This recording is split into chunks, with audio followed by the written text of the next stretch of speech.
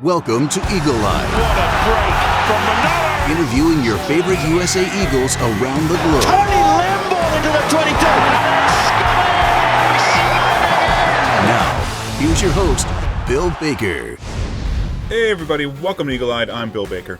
Today I have for you a quick interview with USA Women's Eagle Kristine Sommer. You may have already listened to it already, but I touched base with Kristine early in the year while she was at home here in the States. But now, she's made the move back over the pond, rejoining the Harlequins.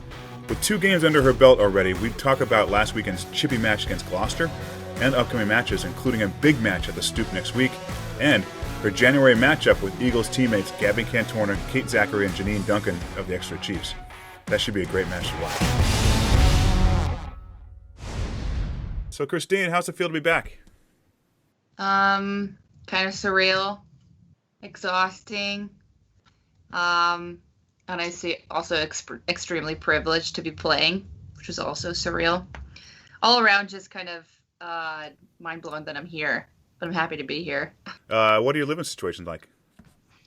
So I'm living with a few other players, some players I knew before, some that I just met. So I'm in Feltham. I live with Chloe Edwards, who has a couple caps for England, Anna Caplis, who plays for Ireland, and the woman who owns this house, Ollie, she plays for Richmond.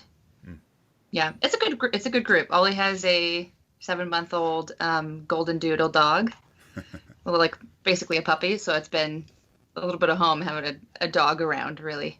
That's awesome. So let's talk about your move back over to England. What was the driving force for you to do this again? I've been trying to come back since I left, really, just because there's a lot of competitive rugby, which there is in Seattle as well. But really, the full-time playing environment is what I really wanted to come back to. So we train, Mondays, Tuesdays, and Thursdays. In the weekdays, I'm probably training, anywhere from like 20 to 25 hours, which is kind of surreal, not something you see in the States. So for me, coming back, just getting back to the consistent collision work, consistent skill work, speed work, where you're not doing it on your own, which we're also used to. But that was kind of my driving force. And then as always, playing in the Premiership here, every game feels like a really good, quality type international game. So just getting more games under my belt. And how was your fitness going into camp when you arrived? It was better than I thought. Oh, good. Fitness-wise, yes. I mean, definitely collision work has been exhausting. So I'm never quite sure how well my body was going to keep up. So the first game I only played, 30 minutes. I did okay. It was mostly defensive work, which was fine. And then this last game was 70 minutes, which I felt pretty good. If anything, it's just the day-to-day competitive environment. So hoping my body could keep up Monday to Tuesday to Thursday, which like I said, I'm just kind of in this, consistent, I'm sore all the time feeling. I'm still waiting for my body to catch up, but surprisingly better than I thought I was going to do. Yeah, it's a good feeling to have, though. I mean, yeah. So you were mentioning, so you played about 70 minutes last weekend against Gloucester, and from what I saw, that was a pretty physical match. It was physical, right? And scrappy, a little bit of scuffles, I guess, in that game. Which I guess to be expected when you play a pretty competitive physical game. It was good. It was tough mental game for us. I think a couple of players got under our skin a bit, which made it tough with a little bit of a few tiffs that happened to keep us there emotionally. But honestly, it was good for us to get the win. We had some decent go forward with our mauling. We had some decent carries, and our defensive line speed, I think, was really good, which is what really set us off for that game itself, or at least keep us within that 70-minute period to get the win. Honestly, really good game to push by, at least for me, to get full 70 minutes in with actually experiencing gameplay, set piece, really getting into the thick of things as opposed to just being in training. So, yeah, it was a good one to cap off, yeah. Right. Now, with you got some more tough matches coming up. Yeah, Saracen's at the Stoop right now, and I think right now we're confirmed to have up to 2,000 fans. Doesn't seem like a lot, but go from 0, it's pretty good. Yeah. Just based on availability in the stadium as well. So, yeah, I haven't played there. I played there for my 30 minutes with against Sale, but it's such a different environment with it being empty. Yeah. It just kind of seems like more of a training, which is okay. But yeah, the last time I played against Saracens at the Stoop when I was here was, I think, the last time we really beat them by like 2 points, and it was like the biggest game. I think I completely emptied the tank that game, and I was extremely exhausted, proud, but I was like that was the international experience. That was the international game, and just the fans were there, so it's good even with 2,000 fans be back. It's a big game for us. They're always top two, and yeah, hopefully we can pull it off physically and mentally for that one. And I know I thought I saw January against Exeter. That would be, in my mind, for me at least, like that's a must-watch match. Yeah, that'll be in January. So it'd be good to see them. It's good to see Janine back on the pitch as well. I know she's been dealing with injury, so yeah, it'd be fun to play against them and just. I just didn't think I would see this many USA players back, in the UK when I was playing last time. So it makes it a bit more homey, like a club game back home. Yeah. Because I'm really excited for that. Yeah.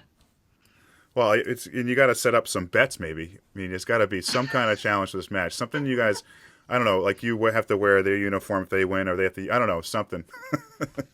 We'll talk about that. It's just going to be a lot of, to be fair, like smack talk in the rucks and oh yeah, oh god, quit jabbing. Yeah, that's usually how it's going to be.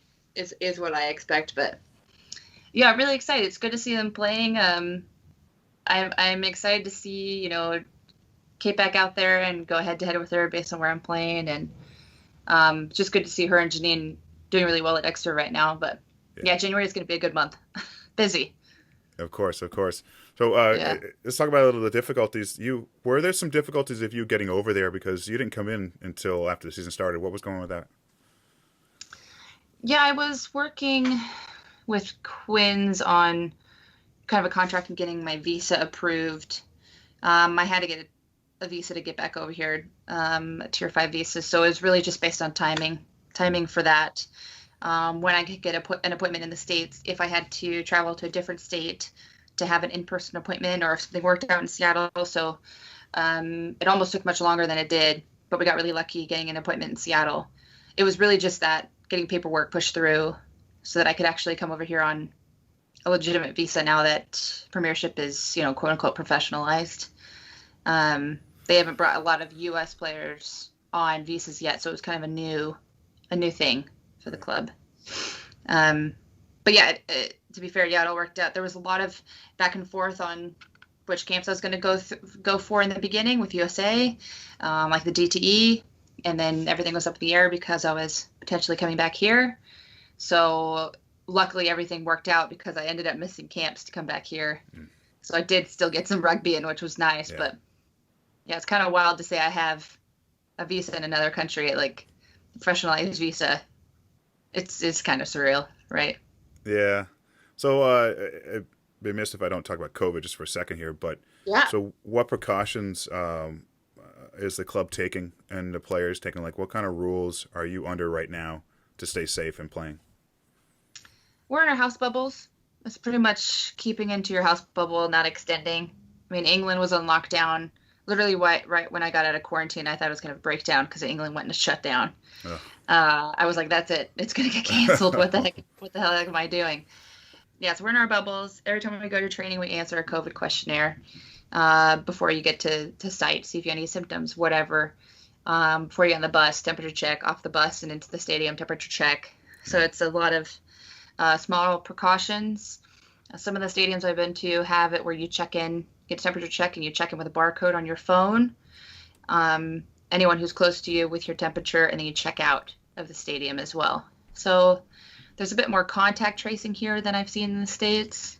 But other than that, it's just monitoring your own symptoms in the house you're in, keeping in your bubbles.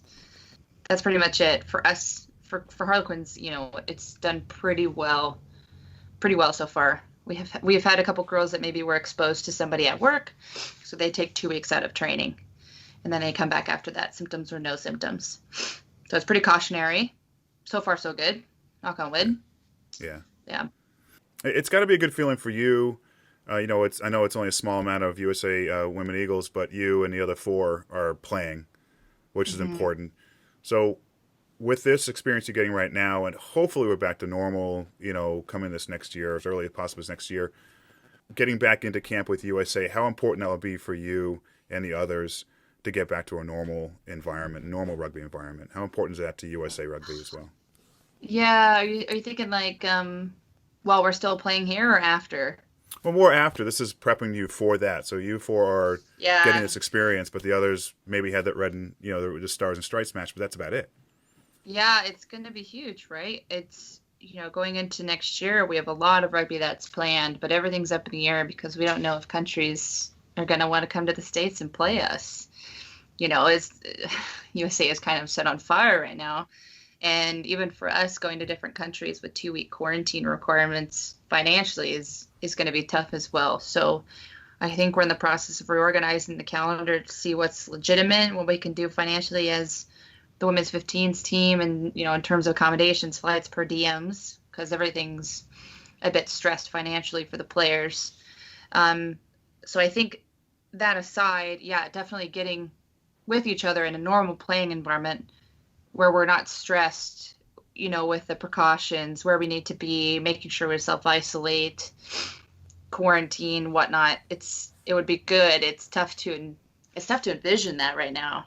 Yeah. Because even right now, when we go to World Cup, we're going to have to 2-week quarantine, and I've heard even if, we all get a vaccine, I don't see the quarantine being removed. Maybe it's just a lot of players going to a new country. So if anything, we just need to play with each other a ton more and be in the same environment, which is, they did a really good job at DTE, 2 months with a lot of good players. So it was a lot of development. So we're trying to incorporate some of those, whether it's a month, a few weeks at a time, right, so that even after the quarantine, we can do full contact, full competition internally, in small bubbles.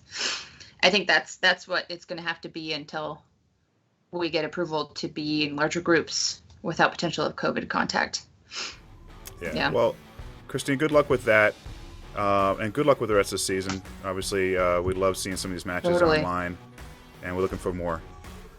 Yeah, thank you for your support. I hope to give some lively matches for people to watch, and people feel proud that 4 of us are over here still playing rugby, even though they can't. So we're just doing what we can for everyone who can't play right now, I guess. Well, that sounds great. Yeah. Thanks again.